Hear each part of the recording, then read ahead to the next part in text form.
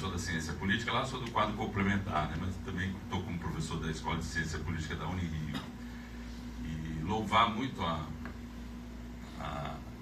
palestra, né? A aula da professora Daniele, que a gente se conheceu muito recentemente, né? E também essa alegria de tê-la no departamento, né? É tão difícil a gente, hoje em dia, ter um pensamento e uma produção, né, que de alguma forma problematize o status quo, né?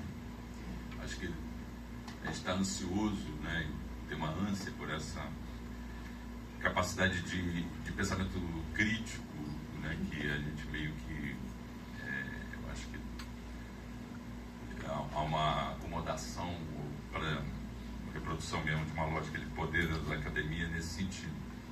E, obviamente, o pensamento da Lélia, que você traz aqui, como você falou, de maneira honesta, mas mais do que isso, de maneira generosa e potente, né, dando conta da complexidade aí do pensamento. E eu queria te provocar e perguntar em relação ao debate de classe mesmo, né? Eu, como homem branco de classe média e que me incomodo com a dinâmica do sistema, eu me aproximo muito da perspectiva marxista e sei que Lélia, ao trabalhar a categoria de massa marginal, né, eu acho que essa categoria ela é muito importante, né? Ela, até onde eu sei, ela resgata de uma autoria de um autor argentino, José Nun, que vai trabalhar a marginalidade funcional e não funcional, né? E aí, junto com Lélia, uma pessoa que você não comentou e que eu queria que você comentasse, que é o Clóvis Moura, que vai aprofundar a discussão sobre trabalhando categoria de franja marginal, né? E aí, para quem não está associando o debate de maneira muito clara, a ideia de que a carne mais barata do mercado é a carne negra, né? Então, essa lógica da franja marginal, e obviamente tem a ver com a lógica também de hierarquização e colorismo, me parece uma agenda, aí já entrando um pouco no debate, mas aí você não externou o seu próprio pensamento, né? Você trouxe aqui generosamente o pensamento da Lélia, mas também você fica à vontade para falar sobre como você entende isso.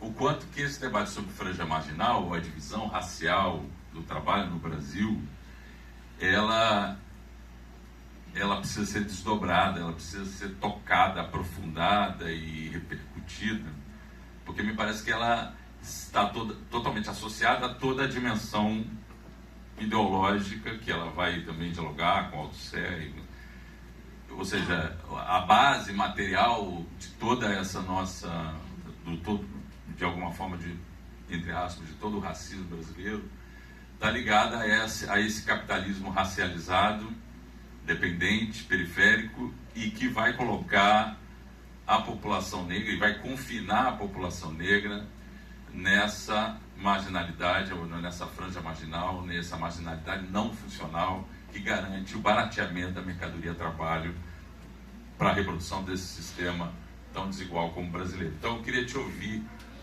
do diálogo com o Clóvis Moura e como é que você vê, você, Daniele, entende essa questão hoje dentro do movimento negro. Obrigado. E muito bom, viu? Obrigado. Aqui deste lado, mais alguém?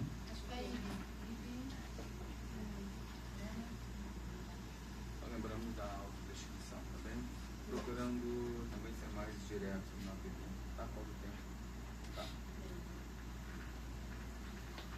Boa tarde, meu nome é Kathleen, eu sou uma mulher preta, de cabelos pretos, de pontas louras, e estou vestindo um casaco preto e uma blusa colorida, né, com tons esverdeados e marrons.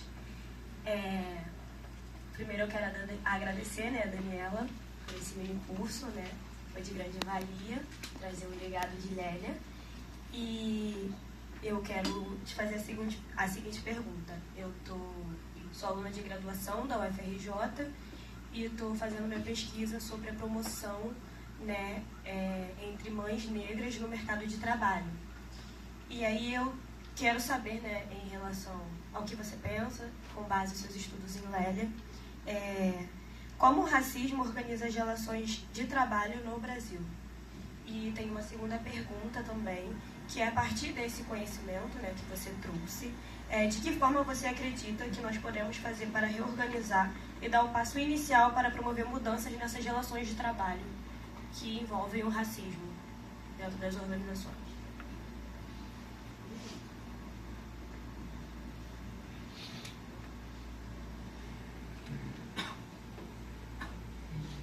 Eu sou a Ibe, eu sou uma mulher branca, de cabelo preto, meio baixinha, tô com uma blusa renda, enfim, colorida e um casaco preto. Primeiro, agradecer muito a Daniele pelo curso. Eu não tenho uma pergunta elaborada, eu também vou na mesma linha do que eu estava pensando ontem. Eu trabalhei na Comissão Estadual da Verdade com camponeses. Então, assim, de cara, era um trabalho que não estava na narrativa das lideranças, enfim, da grande história da ditadura, né? E da grande história da luta contra a ditadura, né? E eu tenho algumas memórias de, enfim, conversas, entrevistas, né? Que vai bem nessa linha, né? Por exemplo, vou dar um exemplo. Eu trabalhei com caiçaras em Trindade. E uma das repressões que é isso, não entrei em absoluto na história, na narrativa da luta contra a ditadura, mas que está na memória dessas pessoas, enfim, eram empresas e projetos de desenvolvimento que eram operados pela ditadura. E uma coisa que a gente trabalhou muito foi a ideia de omissão como uma violação de direito. Então, eu lembro muito de uma senhora, né, caiçara, negra, contando como era a violência para ela quando o modo de vida caiçara era trabalhar no mar. E aí, quando os grileiros entravam lá, eram nas mulheres que a violência batia mais, porque elas estavam sozinhas dentro das casas, né, enquanto, enfim, e aí é direto no modo de vida caiçara. E essas pessoas não passavam pelo DOPS, né, não eram pessoas registradas num mínimo de registro sobre o que foi essa violência. Enfim, não é uma pergunta elaborada, mas eu acho que sua fala me fez lembrar muito isso. Alguém mais?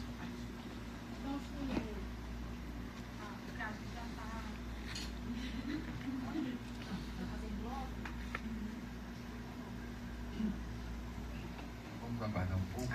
Bem? Obrigada. Acho que das próximas eu não abrirei para debate.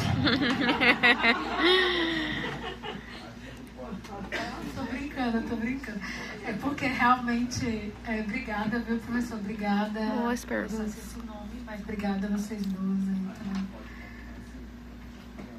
As perguntas que não foram contempladas aqui, a gente encaminha por e-mail, depois a gente pode Sim, com certeza. Pode ser assim? Sim. Bom, tá? As perguntas que não foram contempladas podem ser enviadas por e-mail. Começar pelo fim. Pela última pergunta. Não, tô brincando que não abro, mas é isso, né? Realmente nos provoca a pensar em trazer alguns fantasmas que a gente coloca ali para debaixo. Eu digo fantasma porque a minha relação com o marxismo foi bastante traumática no doutoramento, né? Enfim, orientador marxista, escola francesa. E na tese eu senti na pele a insuficiência do arsenal marxista para pensar sobre a questão que eu estava levantando, né? No doutoramento eu estudei a resistência da classe média branca, inclusive a adesão das cotas étnico-raciais, pegando como recorte as 3 universidades estaduais de São Paulo, Unesp, Unicamp e USP. Que inclusive a USP foi o reduto branco que resistiu o último de ação afirmativa com foco em reserva de vaga étnico-racial, e eu queria entender por quê. De onde estava vindo essa resistência, e aí eu chego na classe média branca, e aí vou tentando entender, né, se isso tinha a ver só com classe, era de fato uma divisão de papéis, a divisão racial do trabalho, né, aqueles que pensam e os que não pensam, né, trabalho manual e trabalho não manual, que eu acho que também é fundamental essa chave analítica para compreender as relações e essas disputas dentro da classe trabalhadora e a própria classe média. Pronto, então são fantasmas ainda para mim, vai chegar já aí. Sobre a questão dessa invisibilidade, né, do campesinato nesse contexto da ditadura militar, eu acho que é isso, né, quando a gente pensa, que eu acho que é interessante a contribuição do pensamento negro, é que chaves analíticas, as reflexões, elas podem ser estendidas para pensar outros grupos, e nesse caso, para mim, faz muito sentido pensar quem é visto como ser, que sente dor, que é vigiado, que é punido, que é preso, e aqueles que nem são considerados seres, e, portanto, invisibilizados, e, portanto, a violência que esses corpos sofrem também não é considerado tão violência assim, ou também não é considerado tão urgente assim ser pensado sobre, né? E eu acho que isso também, para mim, né, tem a ver com esse processo que aí Fanon vai falar de do ser e do ser, o Du Bois vai falar da linha de cor que divide o mundo moderno. Então, eu acho que é interessante você trazer, porque parece que às vezes a gente só está falando de uma experiência, né, única, singular. É uma experiência, obviamente, que eu entendo que ela é fundacional para pensar a violência no mundo moderno. Então, para mim, por exemplo, quando a gente fala que hoje está bastante em voga a questão do punitivismo, né, a crítica ao punitivismo, a questão da abolição das polícias e né, da abolição do sistema de vigilância de corpos, né, para mim tem inspiração fundamentalmente nas lógicas de cativeiro, obviamente, mas essas lógicas elas são expandidas para outros grupos, né? E aí, depois, se vocês tiverem interesse, a gente pode pensar e posso refletir e enviar para vocês textos sobre uma outra escola digamos, não sei se é escola de pensamento, mas a antinegritude. Então, como essa perspectiva antinegra funda a modernidade, dentro dessa perspectiva que eu compartilho dentro desse pensamento, desse modo de pensar. Então, essas lógicas de vigilância, perseguição, possessão e despossessão, elas estão informadas por essas lógicas, produzidas no cativeiro, né? Produzidas durante o período colonial escravocrata, mas que elas são expandidas para outros grupos. Então, pensar de forma interrelacional a desumanização que o grupo negro sofre, mas outros grupos também sofrem, eu acho que é super frutífero. Então, agradeço você ter chamado a atenção para isso, porque eu acho que está super em diálogo, né? Depois, a questão do racismo e o mundo do trabalho, né?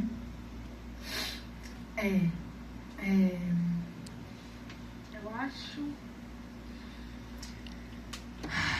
acho que pensando, né, também uma perspectiva que eu compartilho do capitalismo racial, é que é impossível a gente falar de fim do racismo sem fim do capitalismo. Então, tudo fora disso, eu entendo que é remendo para salvar o capitalismo. E aí, obviamente, você pode me questionar, as políticas afirmativas são sobre isso? Acho que sim, acho que são sobre isso.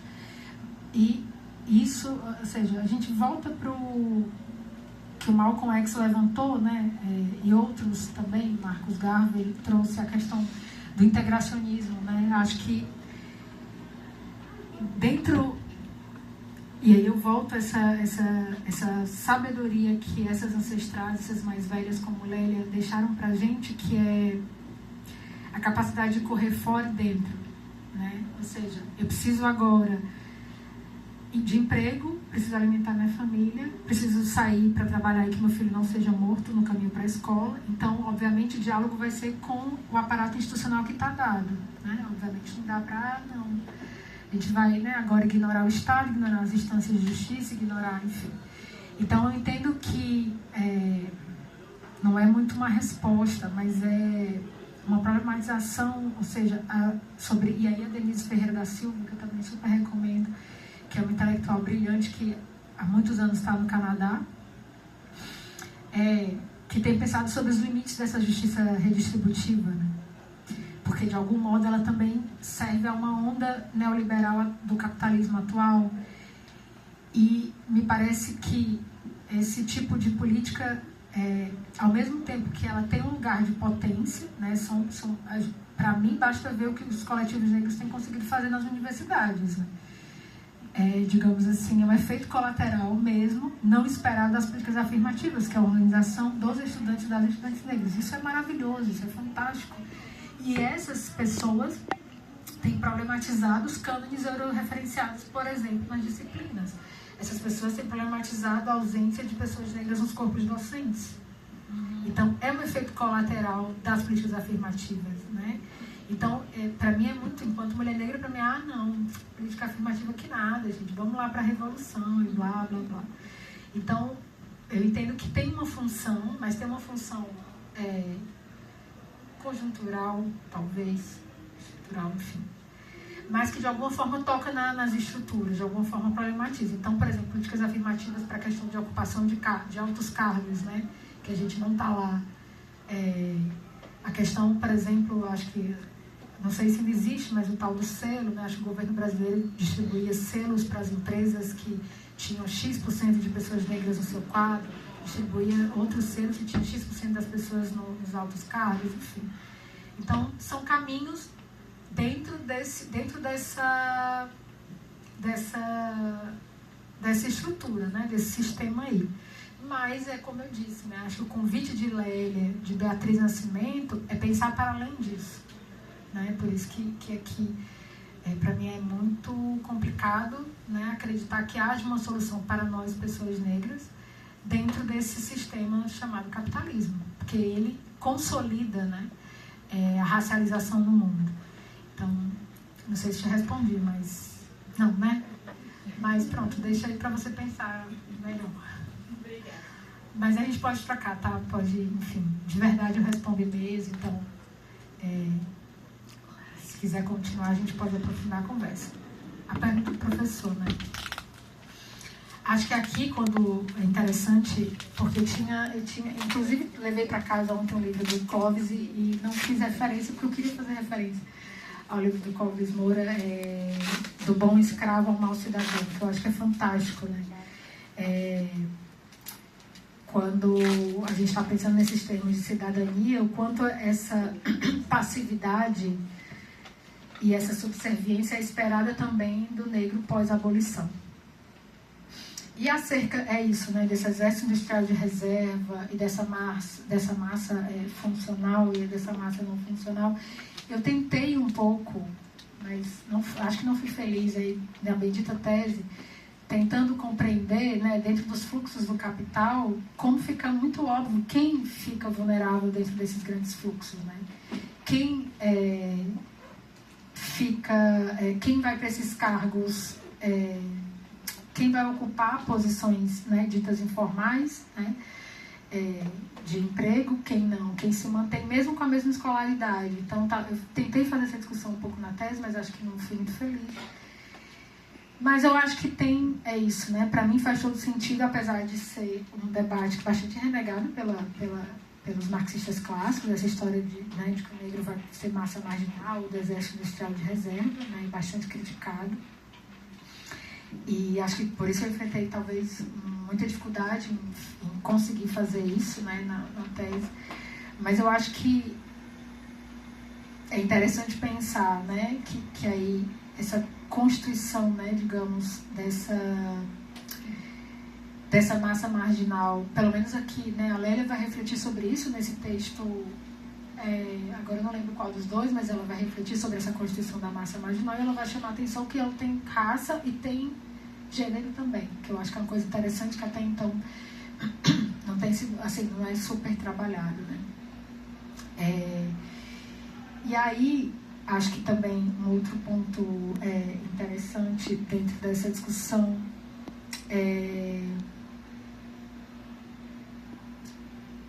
como essa superpopulação relativa dentro dessa, né, dessa funcionalidade e não funcionalidade, apesar, né, como a Lélia traz esse debate, né, esses trabalhadores brancos e negros também ficam à mercê dessas flutuações do capital, mas quando a gente olha para os dados, né, e dimensiona e coloca inclusive as mesmas variáveis, escolaridade, enfim, origem, digamos assim, se é pobre, né, de fato quem é mais impactado por essas ondas são pessoas negras, né? Enfim. Então acho que é um debate que eu realmente não consigo te aprofundar muito agora, mas eu acho que é um debate muito, muito rico, mas que eu acho, entendo eu, que de alguma forma ele vai enfrentar alguns limites, né? Limites porque é isso, a própria categoria, né? Essas próprias categorias, o próprio marxismo, ele tem um enquadramento específico, acho eu. Apesar, como eu disse, né, a tradição radical negra, com o conceito de capitalismo racial, traz uma inovação e complexifica o debate, né, que eu acho bastante interessante, mas que é isso, eu acho que acaba por encontrar limites para pensar para além do material, para além do econômico, né? Então eu acho que quando a Lélia insiste nessa questão da dimensão da psique e outros, né, e aí eu trouxe a questão também, tem vários pesquisadores negros falando da importância da economia libidinal, porque eu acho que, apesar de frutífero debate, por exemplo, com massa marginal, exército industrial de reserva, enfim, que é funcional ou não funcional nesse contexto, eu acho que tem outros aspectos que a teoria marxista e seus desdobramentos continuam não dando conta para compreender a reprodução da racialização e da desumanização. Mas é isso, não consigo te responder mais que isso, mas agradeço a provocação. Quem sabe para os próximos eu aprofunde. Não tanto assim, porque acho mesmo que há limites, né? Há limites do enquadramento marxista para pensar essas discussões em tempos atuais, mas considero que é relevante, sim. Obrigada. Tá? Bom, quem gostaria então de concluir? Eu gostaria de fazer uma pergunta, se fosse possível ainda, mas não sei se já está. Você pode passar para a gente só para ficar na tela.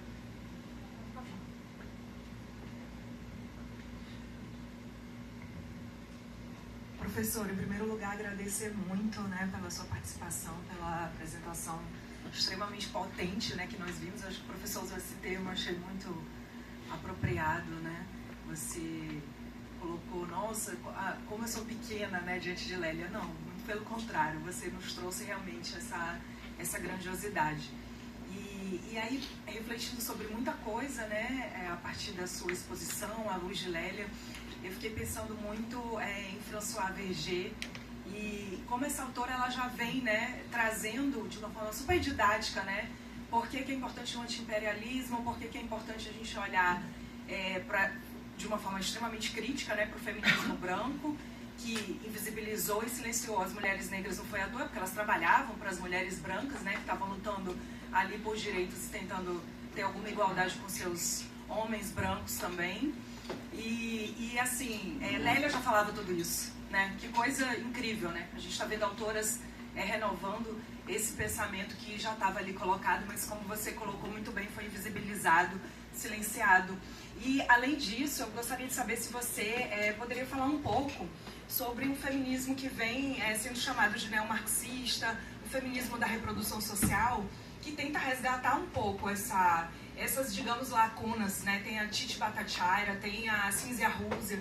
Então, são autoras que, de alguma forma, e muitas outras, né? Eu estou mencionando aqui duas, mas, assim, autoras que estão tentando, de alguma forma, talvez trazer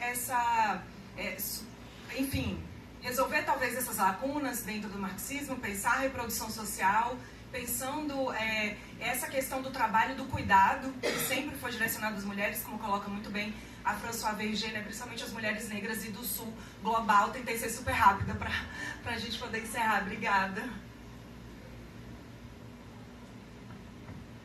Aqui, pronto. Muito obrigada, viu? Mas é isso, não abro mais para debate não, gente. Ai, meu Deus do céu. É porque é disse, né? Eu sou meio quadradinha. Aí, se não me preparo, eu fico assim, vou deixar em aberto. Mas vou deixar em aberto, vou soltar. Deixar em aberto. Deixar aberto nesse sentido, eu não dou conta. Humanamente impossível, que bom que a gente não dá conta de tudo, né? E aí, sobre esses novos feminismos. Bom, aí a Daniele vai falar. Né? A Lélia tem a expressão, né? Agora o lixo vai falar. Bom, acho que a primeira coisa que é importante considerar é que há uma diferença brutal em relação aos pontos de partida da produção crítica na diáspora, né? Nas Américas e na Europa. Então, o marco do que eu tenho acompanhado no debate europeu tem sido muito focado no imperialismo. Né? E aqui, né, desse lado de cá do negócio, nas Américas, a gente tem falado do colonialismo, né, e dessas especificidades que o empreendimento colonial, né, assume, né, que contornos são esses que esse colonialismo e essas formas de subjugação assumem nas Américas. E é por isso que a Lélia vai falar de América Latina, né, e não de América Latina. Porque para ela há nessa constituição, né, entre metrópole e colônia são estabelecidas relações que a Europa não passou, né, que obviamente ela respinga lá e acaba também se atualizando lá, mas que aqui há essas especificidades histórico-políticas. Né? Então acho que isso é importante fazer essa diferença de ponto de partida. Por quê? Porque o ponto de partida implica no ponto de chegada. Então, obviamente, aqui eu acho que também aí eu volto, e aí, né, volto para essa... Porque eu estava trazendo, né, as ferramentas da Casa Grande irão nos salvar, enquanto povo preto, servem para pensar a nossa realidade, né? Eu entendo, né, eu compreendo que os esforços que o feminismo, né, branco tem feito para atualizar sua agenda de luta, para atualizar a sua produção, tem a ver com, não porque foi, né, de forma voluntária, mas porque foi, né, impulsionado a fazer mesmo, justamente por mulheres como Lélia, né? Foram mesmo colocadas na parede para, olha, tem tudo isso aqui acontecendo. Tem a condição, né, das mulheres em África, tem a condição, enfim, das mulheres em Américas. Vocês estão dizendo o que é a condição da mulher no mundo, né? Então, para mim é complicado, assim, por exemplo, né, apesar da própria Lélia ter nomeado a sua proposição, as suas propostas de feminismo, eu entendo que não sei se sabe, se ainda né? Enegrecendo a tal ponto que eu nem sei se continua. Então, assim, é possível fazer essa decolonização de categorias políticas tão densas e tão enquadradas histórico-politicamente? É uma pergunta mesmo que me acompanha. Assim, é possível fazer isso? É possível a gente resgatar essas categorias e aplicá-las em contextos onde elas não foram criadas, onde elas não foram forjadas, né? Enfim. E, por fim, em relação a isso, que também eu acho que é interessante que a gente problematize, e eu estou conversando isso com o pessoal da pós, né, na aula da pós-graduação, é que há um paradoxo de origem, né, nessas escolas, mesmo essas mais, né, esse novo feminismo marxista e de outras correntes, como a tal da decolonialidade ou do pós-colonialismo, né, eles nascem no Norte, eles são produzidos no Norte. Apesar disso, né, na maioria das vezes, não sei nesse caso, né, do pensamento dessa escola que você está trazendo, mas no caso, por exemplo, da escola do paradigma pós-colonial e da decolonialidade, né, são intelectuais brancos, nascidos, enfim, aqui na América Latina, outros no dito sul da Europa, né, Espanha e Portugal, mas homens brancos produzindo lá nessas universidades, né? Muitas vezes deslocados das lutas aqui no terreno. Então, eu acho que essas categorias me parecem já nascer comprometidas com algo que eu não sei se representa ou se corresponde às demandas aqui, desse lado de cá, né, do Atlântico. Mas acho que são válidas para pensar, para confrontar, para expandir, né, o que está dado em termos de mainstream. Por fim, queria resgatar, né, que eu acho que é isso, há uma política editorial mesmo também que reproduz o ordenamento branco, isso é importante dizer.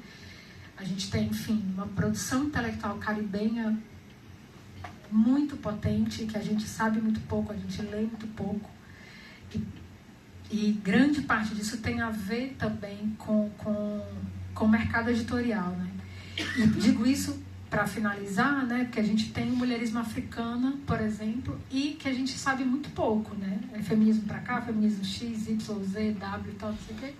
Mas tem outras produções. Se eu tivesse que chamar a atenção de vocês para alguma coisa, dentro da minha humildade, aqui, pensar para além dessas grandes categorias que já estão dadas, né? Então, assim, resgatar outras possibilidades. Então, o mulherismo africano, ele existe há décadas e a gente escuta pouquíssimo falar, a gente discute pouquíssimo, né? Então, assim como é isso, né? A Lélia vai falar, tem um artiguinho dela no jornal que é essas mulheres quilombolas, né? Para falar da resistência da mulher africana em diáspora, das mulheres negras. Então, acho que tem tanta coisa que a gente, enfim, pode ir se inspirando e buscando como fonte, que me parece às vezes limitado que a gente só olhe para o norte para pensar as nossas experiências aqui no sul, né? E, por fim, é isso, né? Eu não trouxe, mas já há trabalhos traduzidos mesmo com esse mercado editorial bastante branco, que é o trabalho da Oyoroke Iyumi, que eu imagino que vocês tenham ouvido falar, que é a invenção do gênero, né? Que eu acho que é fundamental também colocar, inclusive, essas categorias que a gente acha mais básicas, mulher e homem, masculino e feminino, né? Como elas são invenções ocidentais modernas e que a gente, enfim, se mistificou tanto essas categorias, se mistificou tanto a questão de gênero que a gente já parte daí. Ainda que a gente, enfim, né, problematize em alguma medida que são construções sociais e tal, mas a gente sequer é capaz de olhar para outras organizações políticas, para outras sociedades que simplesmente não existiam homem e mulher, né? A categorização vai se dar, a organização política vai se dar por outras razões, né? Quem é mais, se é mais velho, enfim, inclusive, né, no continente africano, várias sociedades matrilineares, matriarcais. Então, acho que é importante também olhar para essas outras produções fora desse mesmo cânone crítico, mas é um cânone, enfim, produzido no norte, né? Mas acho muito válido o trabalho dela, da PRVG. Ela agora publicou o último, que acho que é sobre os museus, que acho que é um debate interessantíssimo também para a gente pensar essa relação, né, objeto, quem detém essa autoridade de exibir determinadas coisas, enfim. Acho que é intelectual interessante. Então, promessa a se cumprir. Tá. Aqui enfim, basicamente o que está no dicionário em termos de denegar, o que significa isso, né? Não admitir a exatidão de alguma coisa, negar, não conceder ajuda, faltar com colaboração, manifestar desprezo, renegar, criar dificuldade à realização de algo, afirmar o contrário. Isso é interessante, afirmar o contrário, contradizer. Pode passar, por favor. Eu gosto tanto dessa foto, que acho que quando eu digo que é uma mulher polivalente, né, múltipla, foi mesmo, muito, né? Uma mulher que transitava, né, muito, eu não sei se, com certeza não facilmente, mas dos partidos políticos aos terreiros de candomblé, às organizações autônomas, às instâncias de governo, né? E aqui é ela na campanha que eu acho que é de 82, candidata a deputada deputada, gente, eu não tenho certeza. Tá na camisa, deputada federal. Ah, olha aí, quem sabe ler, né? Quem sabe ler. Obrigada. Isso, exatamente. Deputada federal. E o que eu acho assim, curioso, eu não falei, né? Não é engraçado, porque esse capítulo da vida dela não é engraçado, mas o Gonzalez, né? O Gonzalez, imagino que vocês saibam que vem do marido, né? Marido branco, desse homem branco com a Lélia Gonzalez, né? E ela chamou a atenção, até quando eu era namorada, nunca tive problemas, eles sempre me trataram mal. A questão passou a ser um problema quando a gente se casou. E aqui esse lugar da mulher negra enquanto amante concubina, né? Ela cunha um termo chamado concubinagem, que eu achei muito interessante, que é esse lugar da mulher negra nas relações no Brasil, mas no mundo de uma maneira geral, né? Qual é o lugar da mulher negra? Jamais a oficial, né? A amante, a puta, a prostituta, enfim. E que tem a ver com essa construção desses imaginários e dessa hipersexualização dos corpos negros femininos. Diante, assim, na verdade, e corajoso, também eu acho que agora, não, enfim, mais recentemente, né? Por isso que eu depois que eu fiquei pensando, eu falei, gente, que batata quente que eu fui pegar com essa história do minicurso. Porque é uma mulher grandiosa, né? Então tem muitos aspectos que eu, né, aqui na minha pequenez, não darei conta. Por que digo isso? Porque entendo que aqui pensando, né, como a psique vai ser também incorporada para pensar as relações raciais pela Lélia, a tal da economia libidinal, que também falamos muito pouco, de alguma forma é tocada aqui, quando a Lélia vai falar do racismo por denegação, né? E que eu acho interessante, que é pensar ela vai falar, né, tem vídeos e tal, onde ela fala do que a gente chama de extrativismo, né? Que é muito mais que isso, e acho que Lélia, não tenho certeza, né? Que ela chamou a atenção para isso. Olha, eles vão lá se apropriando das escolas de samba, dos sambas, do nosso samba, e dos aspectos que interessam, mas eles colocam para debaixo do tapete outros. Esses outros que necessariamente vão revelar a implicação desse privilégio branco, né, da supremacia branca, na reprodução da desumanização dos corpos negros.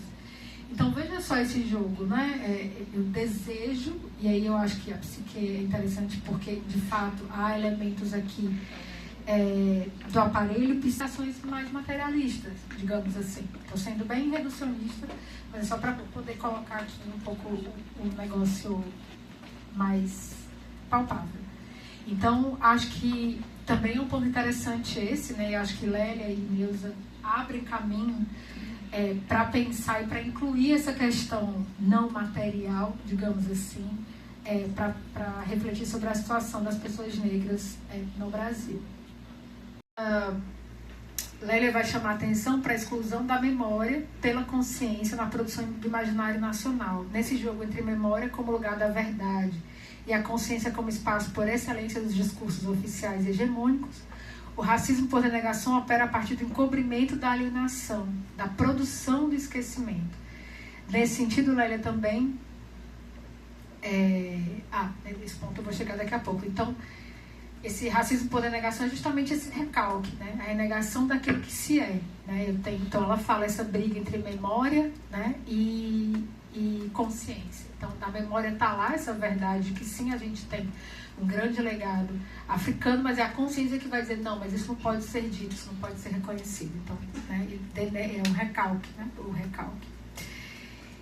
E aí, o que eu acho que a sua pergunta é interessante, pensando com Horácio Nogueira, né, racismo de origem, racismo de marca, acho que tem diálogo, né, obviamente que tem um diálogo muito forte entre essas categorias, mas eu acho que elas são específicas, acho que elas estão talvez respondendo a perguntas mais específicas e contextuais. Então, nesse sentido, eu acho que elas não se excluem, elas se complementam, né? Racismo de origem, racismo de marca e a questão do racismo por denegação.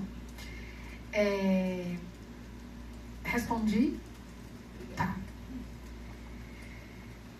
Onde se daria uma disputa pela construção de sentidos de verdade que buscam conferir sentido à realidade brasileira. Então, diferentemente aqui, né, do racismo nos Estados Unidos.